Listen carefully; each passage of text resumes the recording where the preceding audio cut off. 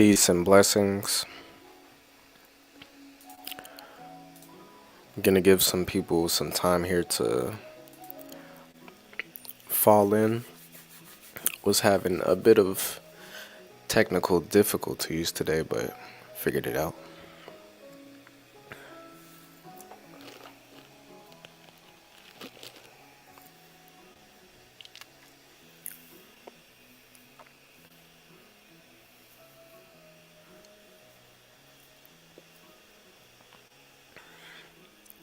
Hope everybody is doing well today.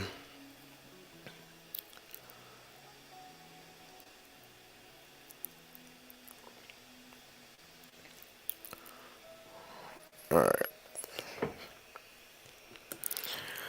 go ahead and get started. So today we're going to be talking about the African worldview. And this is a concept that I've talked about quite a bit, I would say, on my YouTube channel in general. But I know it's something that I've mentioned during the course of our live streams here.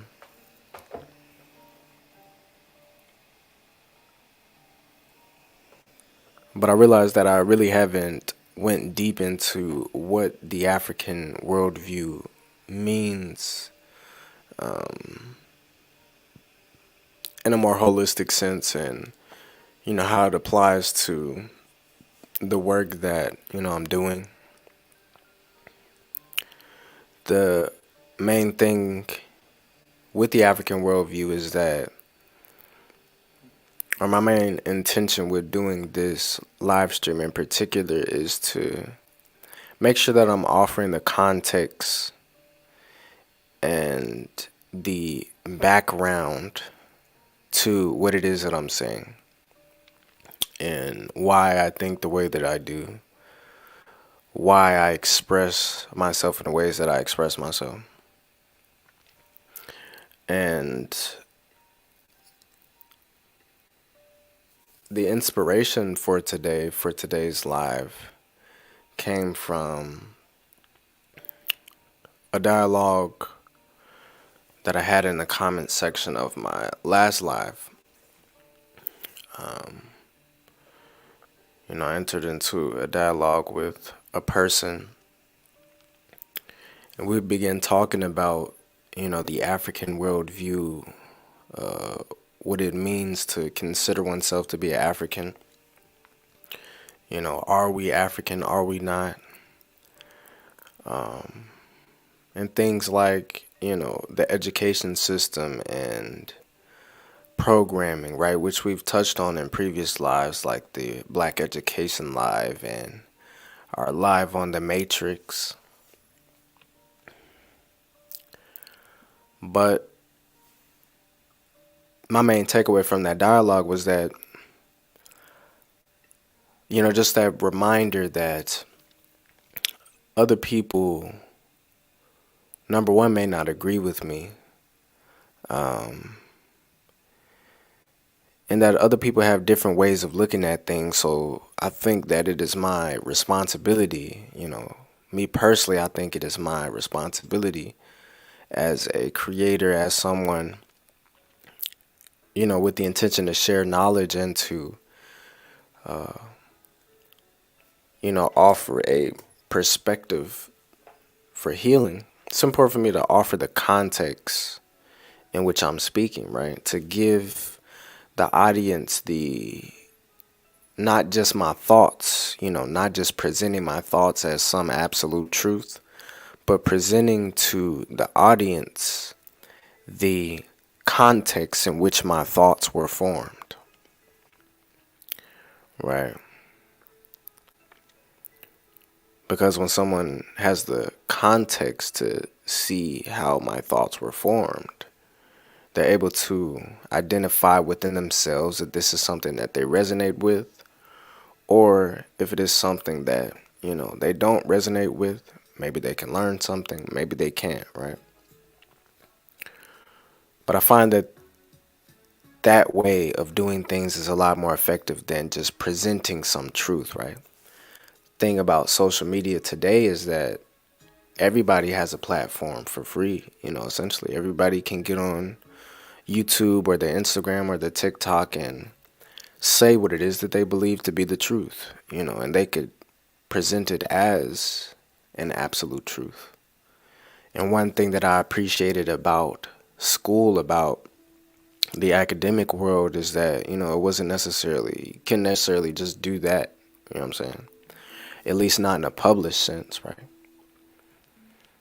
When you enter into high levels of education, like a master's program or a PhD program, you have to spend a considerable amount of time reading people's books, reading people's papers, learning proper research methods, right? Having an advisor. And then you move on to begin to develop your dissertation or your presentation of the truth. But it wasn't as simple as just presenting some information as the truth, right? But I digress, right? So let's get into today's live here, right? So what is the African worldview? In previous lives, we have talked about the theme of wholeness, right? The African worldview being this view of the world that is whole, where we see the oneness of the Creator present in all things, right? Within ourselves, within each other, within nature. And we operate from that place. But to get a little bit deeper into the concept of a worldview, there's two concepts that I want to talk about in particular, right? First concept is epistemology. And epistemology is a field in philosophy that concerns itself with knowledge, right? The acquisition of knowledge, the organization of knowledge. It's how do we acquire knowledge? How do we validate that this is proper knowledge? And what counts as knowledge? It is an agreement on the value of certain information in certain collections, certain presentations of information. But epistemology concerns itself with knowledge. Culture, when we're talking about culture, is a collective set of beliefs and values and ways of being. These things, manifestations of culture are things like language, arts, right? But when we begin to develop when a people begins to develop an epistemology and a culture, those things fall under the umbrella of a worldview, right? So think about it like this. When you wake up, right, assuming that, you have sight, right? You don't really think about seeing things. As soon as you open your eyes, you see things, right? And as you go about your business in the world, you see things, right? Quite a bit of information comes into the eyes, right? But depending on who you are and what you care about, you focus on particular things. Certain things catch your attention. Certain things hold your attention. Right? Our worldview is just a way of being. It's a fundamental way of being. But when we begin to focus on things, or when we begin to tap into creative thought, right? When we begin to tap into things that have to do with sharing information, That's when these concepts of culture and epistemology come into play. So your worldview becomes the glasses that one wears to see the world. Right? It's how you interact in the world. It's how you navigate the world. And for different people, different worldviews are effective. Different worldviews work for different people, right? But when it comes to the African worldview, who should adopt it? Who is this perspective beneficial for, right?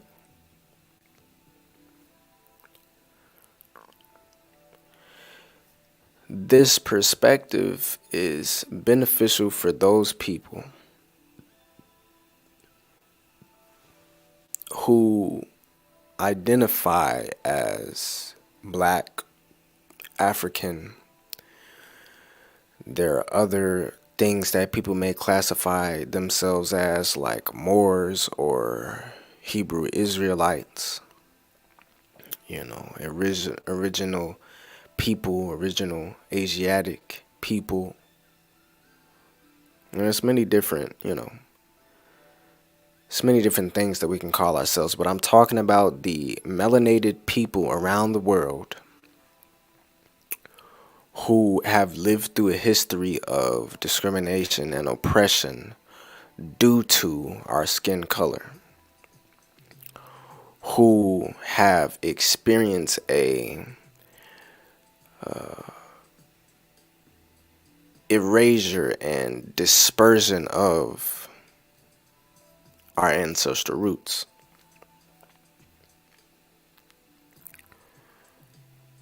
But particularly the people within those groups, within this global community, this global African diaspora, who desire to return to that. Some people don't desire to return to that, and that's fine. Some people don't desire to align themselves with our history, right? For various different reasons. I think the most common would be, lack of knowledge. But the African worldview or the African perspective becomes beneficial for those people on the journey of returning back to what it is that they have lost, right? And it's not a it's not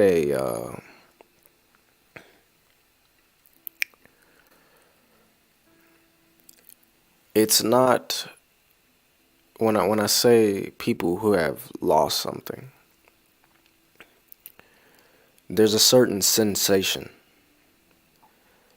There's a certain call that you feel from within. There's a certain inner yearning. It's not this thing of logic sometimes, right?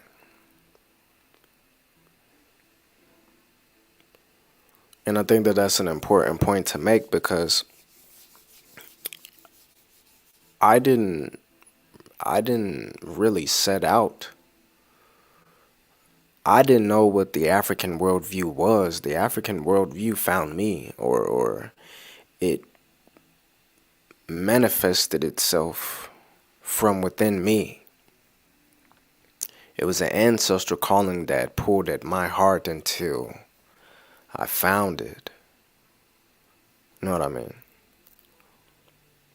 But it wasn't something, where I woke up and I was like, oh, today I want to think like an African person. In all actuality, growing up and how a lot of us grow up, in our program to think is in alignment with the Western worldview, the European worldview, right?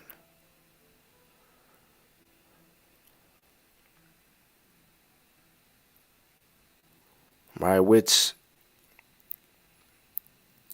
is a direct deviation from what the African worldview concerns itself with, right?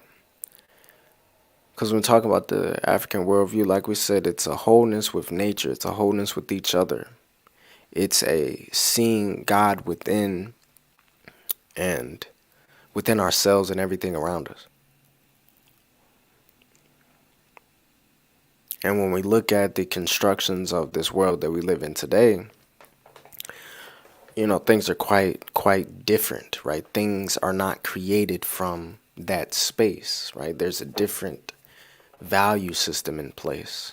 There's a different culture when it comes to living in these places that, we live in.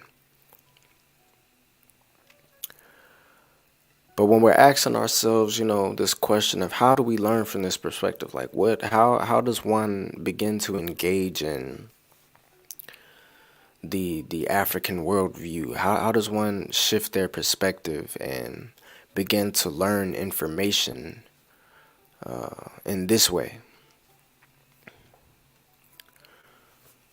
So the first step is always going to be, and we talked about this before, the first step is always going to be to know yourself. You have to learn about yourself first, right? You have to begin the journey of asking the questions: who am I? What do I care about? What do I want to see in the world? But the only way to get to the answers to those questions is to first answer and deal with the questions of, why do I avoid myself? What hurts me? What bothers me? What traumas have I gone through? What things about my environment or my relationships are keeping me from my full self, right? Right. So we go back to this concept of shadow work, engaging in the self-healing process that occurs when you begin to inquire, right? Self-inquire. Because what that is, that is the first steps of the African worldview, right? And Africa, based on anthropological research, is the origins of humanity, right? But the word Africa is kind of arbitrary, right? This worldview is about a person in alignment with nature and themselves and God within themselves, right? That's the fundamental thing that we're talking about. So when you begin to inquire with yourself and you begin to ask yourself who you are, right? You're coming into self-awareness. And that self-awareness is the essence, that thought, that line of thinking, the ability to even have that thought of who am I is a very profound thing, you know what I'm saying? And that is a mark from the creator itself. So when you ask that question, that is what initiates you into this fundamental way of viewing the world, right? But in more of a practical sense, in more of a sense that relates to things like, academia, or when we're talking about learning in a sense of like a traditional sense of that word, we have to take a look at this concept of Sankofa, right? Sankofa is a word, it's a symbol that is found in Ghana, right? It's one of the Adinkra symbols. And Sankofa means go back and fetch it, go back and get it, right? And that symbol refers to the human necessity to go back into history and bring forth wisdom, right?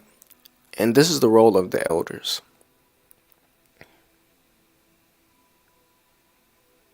The elders hold wisdom. I'm weary of people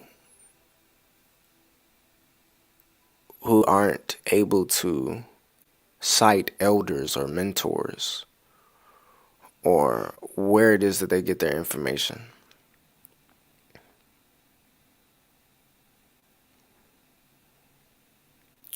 When people aren't able to, identify and express whose work that comes before their own help them get to where they are. Right. And I think that that's an important thing, because I think that a lot of people in my generation in particular have veered away from the wisdom of our elders. And, there's a lot of things that go into that, that I won't go into in this moment. But those elders who have genuine wisdom, who have gone through, things that are relevant to today's world, relevant to how we should operate and what we should be doing and shouldn't be doing, how to navigate and avoid certain pitfalls that come with this work, right? This work isn't new, what it is that I'm talking about. It isn't a new thing to see myself as an African person and to be adamant about or advocate for others to see themselves as African people and move from that place. This isn't a new thing. This has been a line of thought, for, particularly in the restoration of the African mind, for, at least 100 years.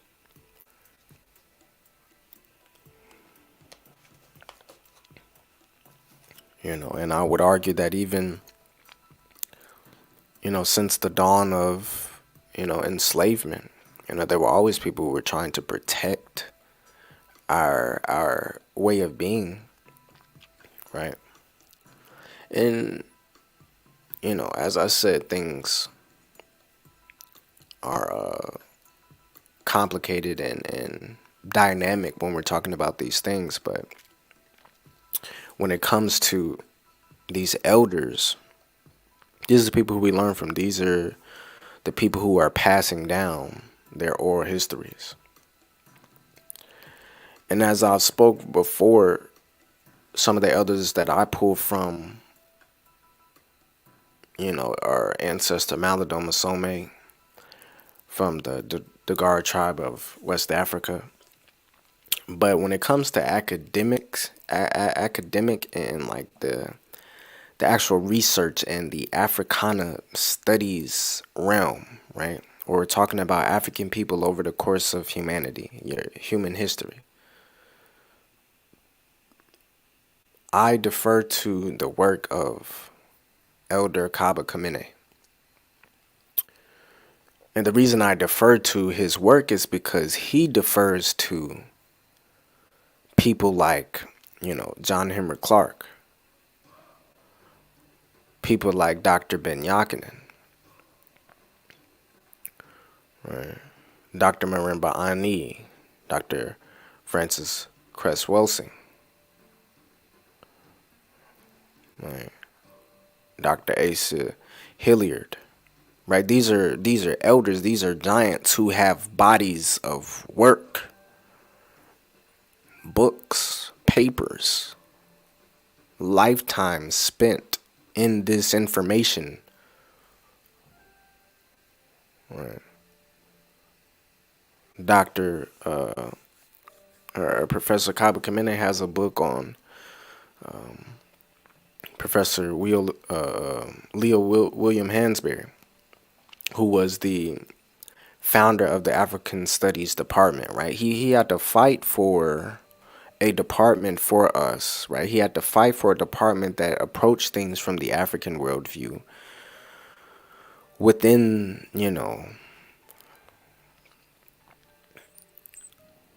these institutions, right? That weren't built with us in mind. But, The thing about these elders is that they have dedicated their lives to this work, right? And that's a significant thing because you know a lot of people, a lot of African people, a lot of melanated people don't necessarily dedicate their lives to our advancement, right? There may be some of us who care about it, you know who advocate for it, who at some point in our lives become passionate about it. But to live a life with your mind set in a particular field of research, producing content in that particular area, defending that content on an academic level, on a political level,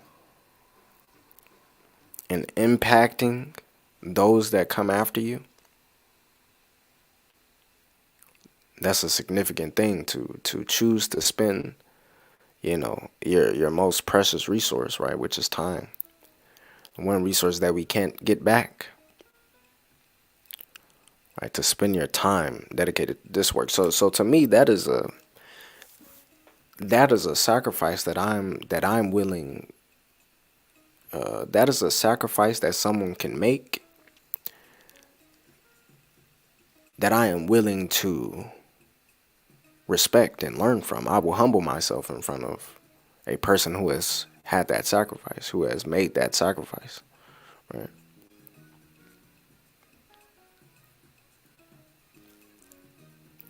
So the importance of these elders, right, is to have guidelines, right? There's no need to reinvent the wheel, right?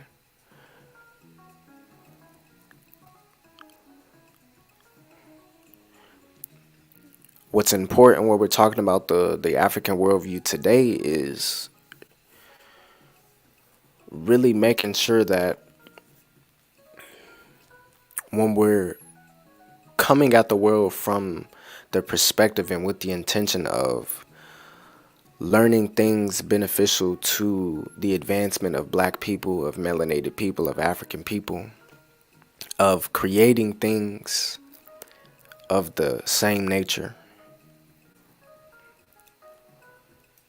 of reaching people and inspiring people to engage in the same work, to continue to build on the bodies of knowledge, right?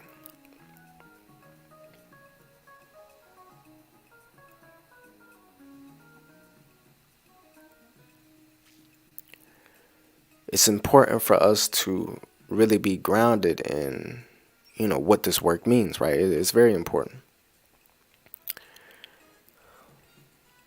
right?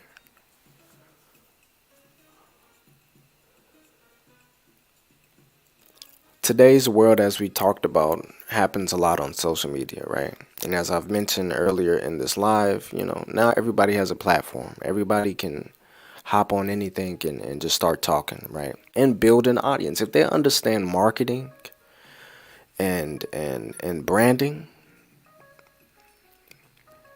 that person can get on one of these sites, get on one of these apps, start talking, and make a living. A a a considerable living. You know what I'm saying?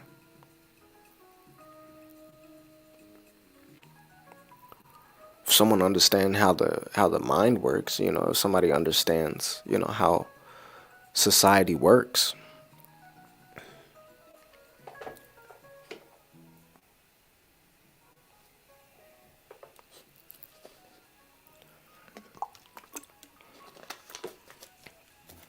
but to produce from this worldview really requires someone to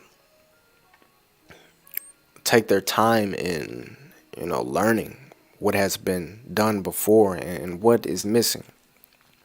From my perspective, I see the focus of, producing from this worldview, at least in the ways that I'm able to produce. Where I see a whole is the connection between these elders who have done all of this work, who have done all of this research, and my generation. I don't know a lot of my generation, people in their 20s, early 30s, who are aware of this information, who are living in alignment with this information, actively engaging with this information. And I also don't see a lot of it,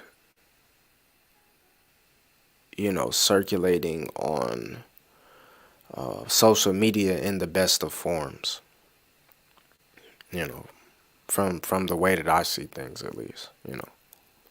So I see the gap being, how do I take the information of the elders, translate it in such a way to where it makes sense to my generation, or it is relatable to my generation. And in order to do that, you know, it requires creativity. It requires creative thought, right? And, this is why I've embarked on the journey of content creation, right?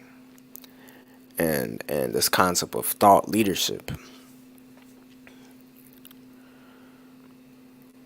When it comes to creating content, right? Each piece of content that I've created thus far, as I'm learning the technical aspect of, doing this, right?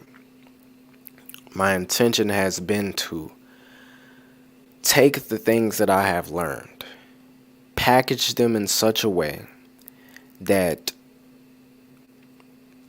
can perform well on these sites, right? So this is where I have to learn about things like marketing and branding and, algorithms, you know. But then when someone comes into contact with this information, to have some type of impact on that person, to spark some type of inspiration within that person, right? And I take that very seriously. That's a divine process, right? To spark within, to inspire someone else is a divine process, right? But there's also this concept of thought leadership, right? That I've seen pop up in recent years, right? Because you have like influencers, right?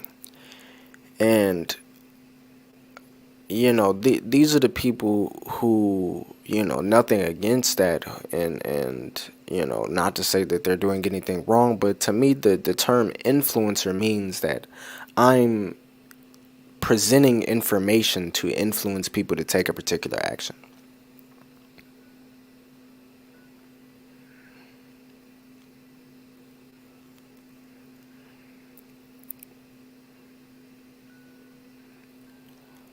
you know this can be well researched information, this can just be information from my personal experience, whatever, but just presenting information with the intention of influencing people to take a certain action. I wouldn't consider myself to be an influencer. Then you have people who just make content, maybe artists, maybe they don't have any other intention besides just sharing the things that, they create, right? Sharing the creative process just for the love of it. But then there's another category of people who are sharing knowledge, right? And this is where the concept of thought leadership comes into play, right? So you have thought, right? What does it mean to be a thought leader, right? You have thought, and we know what thoughts are, right? But what does leadership mean? A leader is not someone who just tells people what to do or influences people to take an action, right? It is a person who inspires another. in such a way that they become self-motivated to do whatever it is that they believe in. To be a thought leader goes back to what I was saying in the beginning of, I have to present the context in which my thoughts were formed.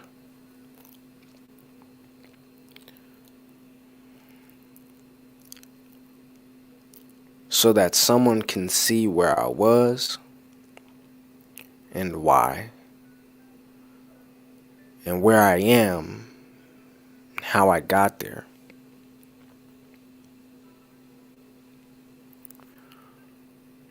So, excuse me, the responsibility of a thought leader is to lead people in the process of thinking, of right thinking, you know. How do I get people thinking? I don't really care, if you think that I'm right or wrong. I care if you're thinking. Are you thinking about something? That is my intention. Everything that I create, you can research for yourself and corroborate or, debate whatever you want about what I say, but did it get you thinking though? Did it motivate you to take a deeper look at yourself, a deeper look at, the things that's happening around you? So to me, the role of a thought leader in whichever realm that they exist is to spark the process of thinking. But I think when it comes to thought leadership in this context in particular of the African worldview, being that it is not necessarily a mainstream worldview, right? It's always been a worldview that has had to be fought for, or at least, in the modern world, post-colonialism, right? There's always some friction to just operating as an African person should, thinking as, an African person would. We've had to fight for our rights. So when it comes to leading thoughts in this context, it requires, me, for example, to understand trauma. It requires me to understand the importance of mental health. I can't just, you know, because even in my own journey, like I said in the beginning, I had to learn about myself. I had to engage in shadow work, and I had to understand the state of my mental health before I even knew anything or had the capacity to even receive anything that related or alluded to a positive black identity. Mm.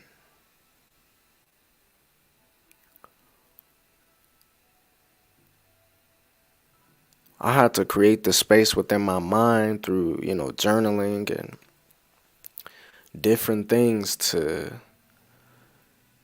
even begin to learn, these things, right? So I have to facilitate that process. I have to facilitate the process of someone, you know, being able to lead themselves out of the matrix, out of the programming of Western epistemology and the Western worldview and culture,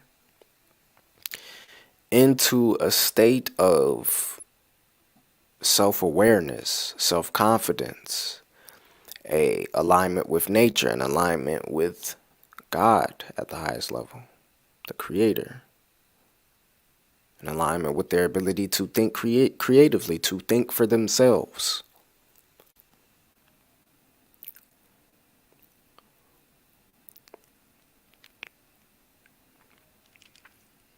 And it's, it's not really an easy path to engage on, because there's just so many ways of looking at the world. There's so many different things that people believe, so many different ways that people can put it.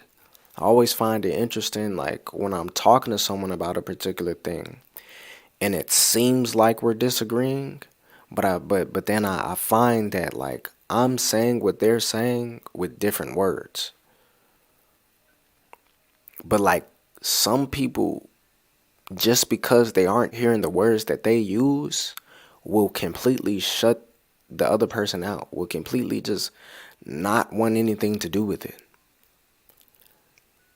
Right. And that to me, symbolizes a lack of emotional intelligence and self-control. And one thing that's very important, that I want to talk about as well is this concept of cultural intellectual tolerance, right? Although I adopt and I know for myself that the African worldview is the best thing for me and that it is helping me progress along the path that I'm supposed to be on.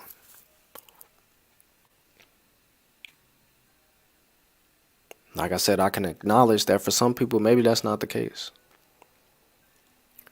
And my job is not to force anyone to change their ways or to change their thoughts.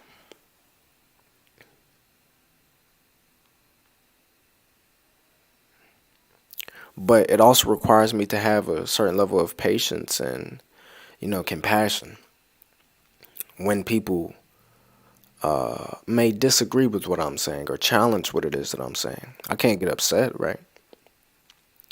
You know,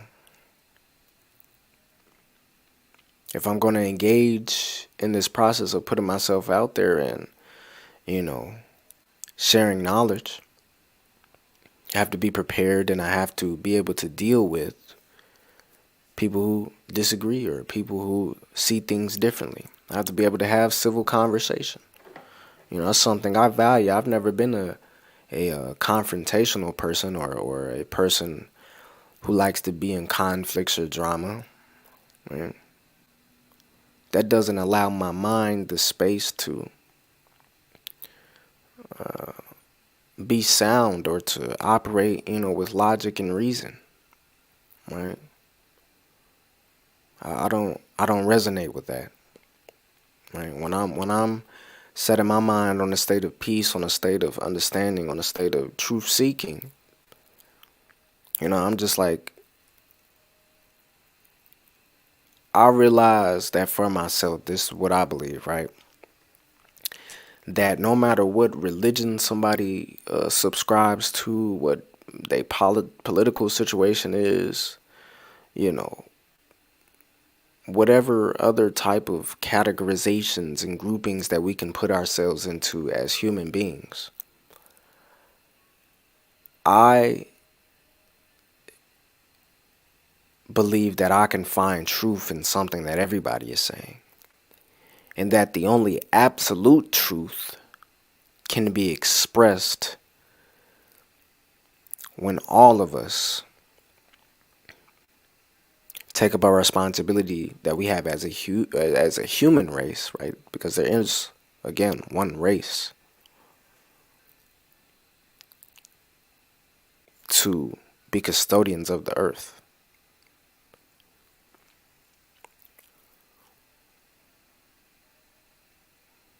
So all of the separation and all of the deviation from our responsibilities to the earth and what is natural and what is, righteous, those are the things that I can't personally take on myself, but I can look at them, I can listen to that point of view and, have compassion. And I can understand that for myself, that's just an expression of human nature, that person is dealing with things, or those people, who believe that are dealing with certain things that lend them to that train of thought, right? But I have the tolerance to say, although I don't agree with that, it doesn't make me angry. I don't have to go and argue with those people. I don't have to, I don't have to hose those people or send dogs at those people.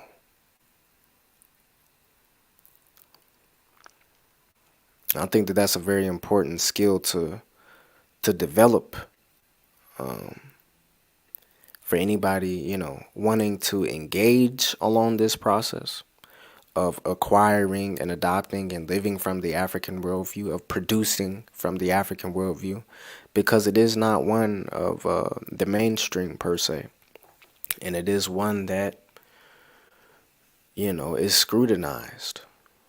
So to have the cultural tolerance to you know learn from others and and to not be angry in the process of sharing information.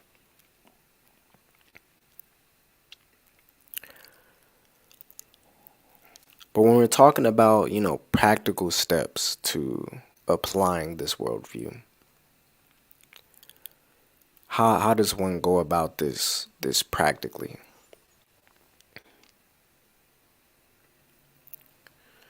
Again, that first step, like I said, is going to have to start with the self, right?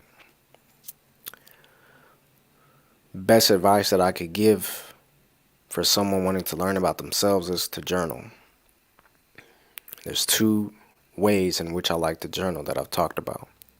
First way is a brain dump, right? And a brain dump is where you, no matter what it is that's on your mind, you write it down. It doesn't have to be full sentences. Doesn't really have to make a lot of sense. But the key is to, as soon as you put your pen down and start writing, don't stop. Just allow your thoughts to flow, right? For however many minutes that you want, or until you feel complete or fully released. And then what I like to do in order to address things that really bother me, right, or these things that, we call traumas, I like to write letters to people involved, or write letters to myself and how I feel about that situation, right?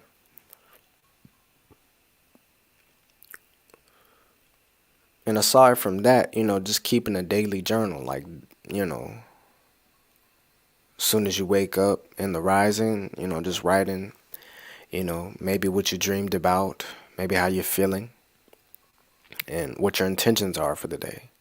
Then before you go to rest, you know, reflection on your day, right? So there's many different ways that you can journal, but having a practice of self-reflection and actually writing it down, because you will be able to go back and look at your thoughts, right? It's important. The next thing that I would advise, me personally, is I would look into Professor Kaba Kamene, right? His books and his work, his lectures. I haven't found many other, or let me say this. I think that out of all of the elders that I've listened to, the way that he expresses things is very accessible to many different types of people. Mm. And he is truly a master teacher, right?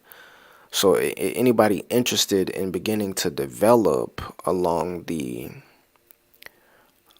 realms of the African worldview, I would begin with his work, being that his work is based on a lot of other elders that came before him, right?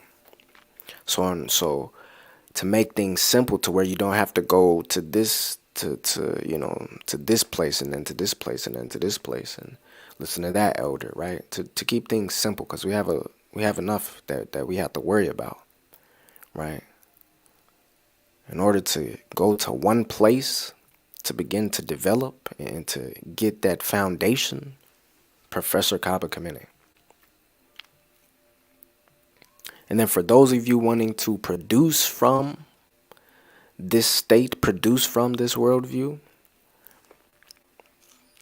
my advice would be to always stay in alignment with yourself, to always follow what your heart is telling you to create, to speak on, and to really put a lot of intention into it. Like, put the time in to present it and be organized.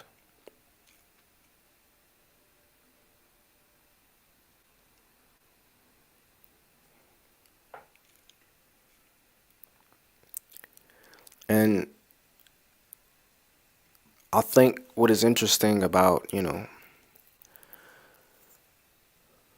my journey in Africana studies is that I'm just as much an artist as I am an intellectual. And that became something that was a bit difficult for me to deal with in school. Because I did well in school because I was an intellectual person and I, enjoyed the process of learning and the process of interacting with my professors and studying and doing the work, right?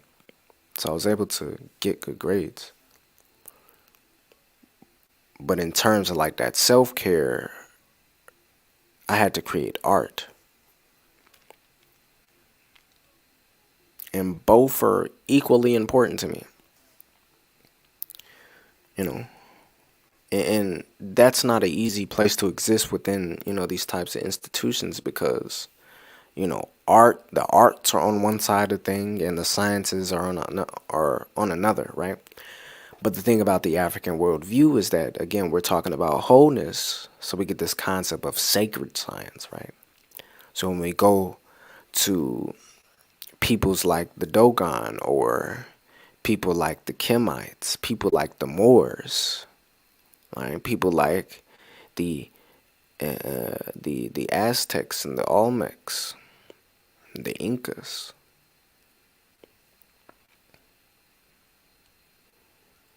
These are people who had mastered the ability to artistically express their scientific understanding, right?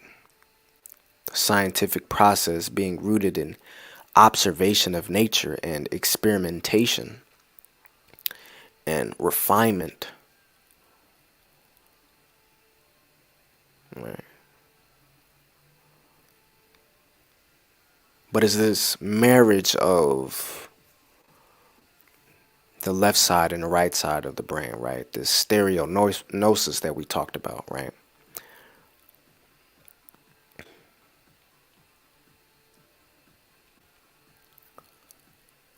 So my final point here is that, along this journey, it is about finding the things that allow you a whole state of mind, a sound state of mind.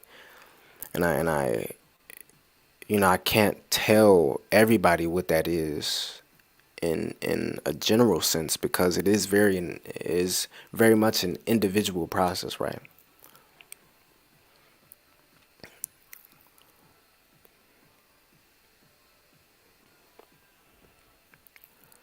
But when it comes to, what the African worldview means to me, why I will always consider myself to be an African person continuing forward, it's because it's the only thing that resonates with me. It's the only thing that allows me to feel whole. It's the only thing that offers me the clarity to see myself and my future in a positive light.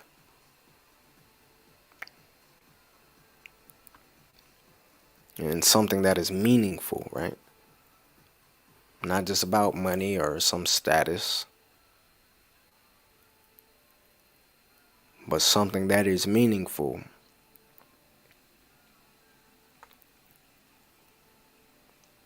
Right?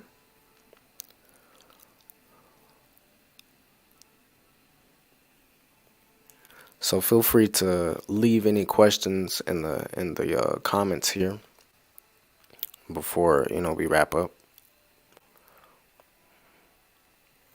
So I'll give y'all a second to do that.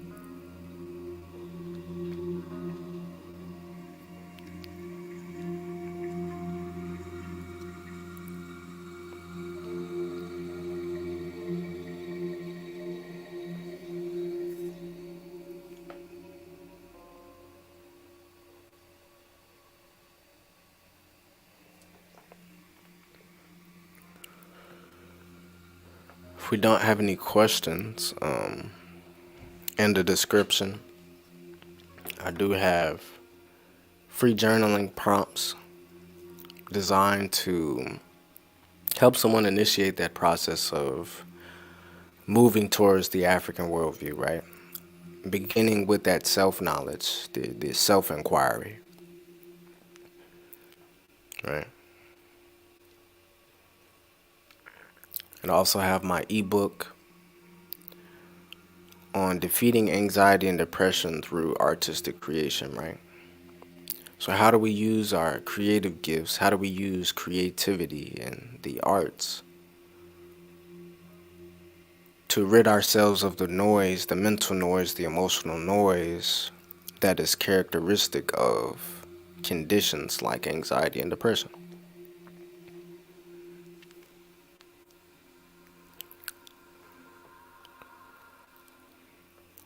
But with that said, I'm wishing everybody a positive evening or day or night, wherever you may be. And I wish you peace and blessings. And I'm hoping that whatever your worldview is, whatever you believe, however you believe it, that you're able to tap into the deepest essence of that is in alignment with nature and things that are right, and that the things that you produce be fruitful and beneficial to your community and to the world. Ashe. All right, peace.